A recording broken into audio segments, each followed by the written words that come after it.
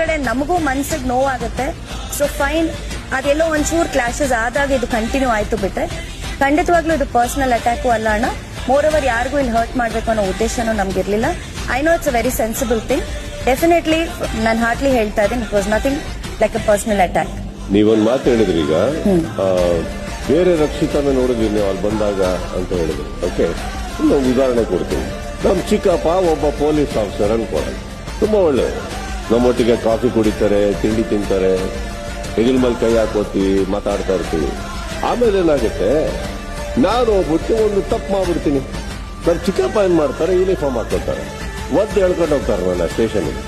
ಆವಾಗ ಅವರು ಒಂದಿಷ್ಟು ಕಾನೂನು ಅಂತೆಲ್ಲ ಮಾತಾಡ್ಬೇಕಾದ್ರೆ ನಾನು ನಮ್ಮಪ್ಪನಿಗೆ ಫೋನ್ ಹಾಕಿ ನಮ್ಮಪ್ಪ ನಮ್ಮ ಚಿಕ್ಕಪ್ಪ ಯಾಕೋ ಬೇರೆಯವ್ರ ತರ ಆಡ್ತಾ ಇದಾರೆ, ಚೇಂಜ್ ಆಗ್ಬಿಟ್ಟಿದ್ದಾರೆ ಅಂದ್ರೆ ಈಗ ತಪ್ಪು ನಂದ ನಮ್ಮ ಚಿಕ್ಕಪ್ಪಂದ? ಎಲ್ಲಿವರೆಗೆ ನಾನು ಕರೆಕ್ಟ್ ಆಗಿದ್ನೋ